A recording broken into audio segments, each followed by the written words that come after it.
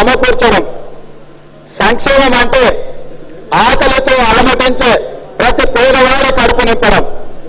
సంక్షేమం అంటే ఇల్లు లేని ప్రతి పేదవాడికి ఇంటి వసతిని కల్పించడం.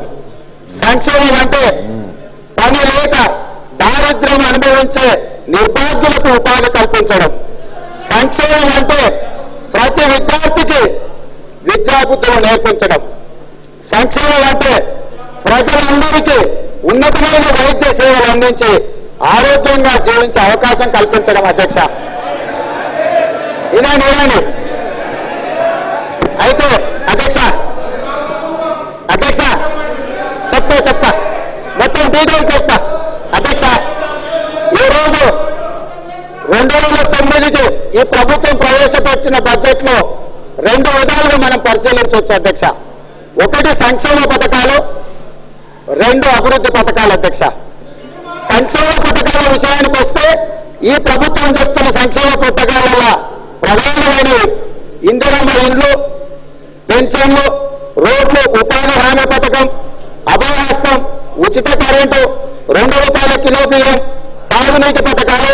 అదేవిధంగా 2 అభివృద్ధి పథకాలకు వస్తే జలయజ్ఞం, ఎస్సీజెడ్లు, యువతకు ఉపాధి ఉద్యోగ అవకాశాలు లాంటి అనేక అంశాలను పరిశీలించి చర్చించి వాటిలో ఉన్న లోటుపాట్లను సరిదిద్ది ఈ సభ ద్వారా ఈ రాష్ట్ర ప్రజలకు న్యాయం చేయాల్సిన బాధ్యత మన అందరి మీద ఉన్నది. అధ్యక్ష, ఈ రోజు సంక్షేమ పథకాలను ఒకసారి పరిశీలిద్దాం. అధ్యక్ష, ఈ రోజు ప్రభుత్వం చెప్తున్న సంక్షేమ పథకాల విషయానికి వద్దాం. అధ్యక్ష, మనం మొదటగా ప్రభుత్వం మొదటి నుంచి చాలా గొప్ప సంక్షేమ పథకం కింద చెప్తున్న ఇందిరమ్మ ఇళ్లకు వద్దాం. అధ్యక్ష, ఈరోజు గత సంవత్సరంలో ఈ ప్రభుత్వం ఇందిరమ్మ ఇళ్ల కోసం 5,850 కోట్లను నిధులను కేటాయించడం జరిగింది. అధ్యక్ష, ఈ సంవత్సరానికి వస్తే 1,800 కోట్ల రూపాయలను కేటాయించడం జరిగింది. అధ్యక్ష,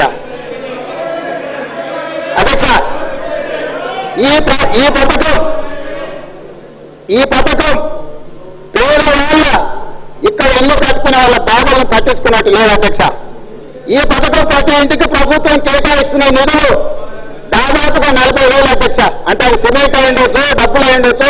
32,550 బస్తాల సిమెంట్ నేస్తే దాదాపుగా 40,000 రూపాయలు. అధ్యక్ష, కానీ ఈ రోజు రాష్ట్రంలో ఎక్కడ చూసినా, ఏ గ్రామంలో చూసినా ఇల్లు రాసేవారికి కమిషన్, బిల్లు రాసేవారికి కమిషన్ పోదు. పేదవారికి మట్టి గోడలు, నెత్తి మీద అప్పు, చేతిలో చిప్ప మాత్రమే మిగులుతుంది. అధ్యక్ష, ఏ గ్రామంలో కూడా అధ్యక్ష మీరు. కానీ ప్రభుత్వం ఈ పేదవాళ్ళ కష్టాలని బడ్జెట్ లో పట్టించుకున్నట్లేదు. అధ్యక్ష, ఈ పేదవాళ్ళ బడ్జెట్ లో కూడా పట్టించుకుని ఉంటే దీనికి విలువ పెంచి ఉండేది. అధ్యక్ష, కానీ పేదవాళ్ళు అప్పు చేసే సప్పు చేసే రోజు ఇల్లు కట్టుకుంటే ఈ ప్రభుత్వం వాడు అప్పులతో కట్టుకున్న ఇంటి మీద 3 నామాలు పెట్టి దాని మీద ఇందిరమ్మ బొమ్మ వేసే దాని మీద చూపించిన చిత్తశుద్ధి నష్టం జరుగుతున్న స్టీలు, సిమెంట్ ధరలను అదుపు చేయడంలో ఏమాత్రం ప్రయత్నం చేయలేదు. అధ్యక్ష, ఇందిరమ్మ 3 రంగులు పెట్టి ఇందిరమ్మ బొమ్మ వేయించుకోవడంలో ఉన్న చిత్తశుద్ధి ప్రభుత్వానికి స్టీలు, సిమెంట్ ధరలు అడ్డగోలుగా పెరుగుతుంటే ప్రభుత్వం వాటిని అదుపు చేసే ప్రయత్నం చేయలేదు. అధ్యక్ష, కాబట్టి నేను ఒకటే అడుగుతున్నా. అధ్యక్ష, ఈ ప్రభుత్వం దాదాపుగా 75 లక్షల ఇళ్లను కడుతున్నామని చెప్తున్నది. అధ్యక్ష, 25 లక్షల ఇళ్లు పూర్తయినాయి, ఇంకా 50 లక్షలు పూర్తి చేయాలని చెప్తున్నారు. అధ్యక్ష, already Indiramma phase 1, Indiramma phase 2, Indiramma phase 3 అన్ని అయిపోయినాయి. అధ్యక్ష, అవి పూర్తి చేయాల్సిన బాధ్యత ప్రభుత్వం మీద ఉన్నది. మరి ఏ రకంగా ఈ 1,800 కోట్లతో మిగిలిన 50 లక్షల ఇళ్లను ఏ రకంగా పూర్తి చేస్తుందో ఈ మంత్రి గారు ఈ బడ్జెట్ ద్వారా చెప్పినంటే నిజంగా ఈ మంత్రి గారిని అభినందించుండే వాళ్ళం. అధ్యక్ష, ఈ రోజు మిగిలిన 50 లక్షల ఇల్లు ఏ విధంగా పూర్తి చేస్తుందో ఈ సభకు ప్రభుత్వం చెప్పాల్సిన బాధ్యత ఉన్నది. అధ్యక్ష, ఇక పెన్షన్ల విషయానికి వద్దాం. అధ్యక్ష, ఈ సంక్షేమ పథకంలో ముఖ్యమంత్రి గారికి ఒక ఇష్టమైన పదం వాడుతుంటారు. అధ్యక్ష, శాచ్యురేషన్ అంటే అర్హత కలిగిన ప్రతి వాళ్లకు ఇవ్వాల్సిన బాధ్యత ప్రభుత్వం మీద ఉన్నది. అధ్యక్ష, ఇస్తామని చెప్తున్నారు. 65 సంవత్సరాల నిండిన ప్రతి వారికి 200 రూపాయలు పెన్షన్ ఇస్తామని, అదేవిధంగా వికలాంగులకు 500 రూపాయలు పెన్షన్ ఇస్తామని ప్రభుత్వం చాలా గొప్పగా ప్రకటించుకున్నారు. అధ్యక్ష, నాకేం అభ్యంతరం లేదు. అధ్యక్ష, కానీ ఈ రోజు రాష్ట్రంలో జనవరి తర్వాత అధ్యక్ష వాళ్ళని కాస్త అడ్లు పెట్టండి. అధ్యక్ష, ఈ రోజు రాష్ట్రంలో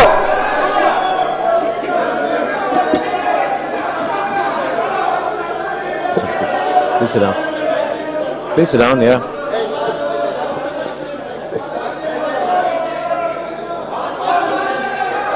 Yes, sir. Ravand Reddy garu. Yes, Ravand Reddy garu. అధ్యక్ష ప్రభుత్వంలో ఉన్న మంత్రులను చెప్పమని అధ్యక్ష సాచురేషన్ అని చెప్పిండ్రు. ఈ రోజు గ్రామాలలో ఉన్న వాళ్ళు పెన్షన్లకు అప్లై చేసిన వాళ్ళే జనవరి నుంచి వికలాంగుల కోసం 500 రూపాయల కోసం ప్రభుత్వానికి రికమెండ్ చేసిన వాళ్ళకి ఒక్కరికి కూడా పెన్షన్ ఇవ్వలే. అదే విధంగా 65 సంవత్సరాల నిండా ఎవరికి కూడా ఈ రోజు పెన్షన్లు ఇస్తున్నారు అధ్యక్ష. ఇది ప్రభుత్వ బాధ్యతారహితంగా నేను అడుగుతున్నా అధ్యక్ష. ఈ రకంగా పేరు గొప్ప ఊరు దిబ్బ లాంటి పథకాలని చెప్పి ప్రజలను మధ్యపెట్టే ప్రయత్నం చేస్తుందా లేదా అధ్యక్ష? దీనికి సమాధానం చెప్పాల్సిన బాధ్యత ప్రభుత్వం మీద ఉన్నదా లేదా అని అడుగుతున్నా అధ్యక్ష. అదేవిధంగా అధ్యక్ష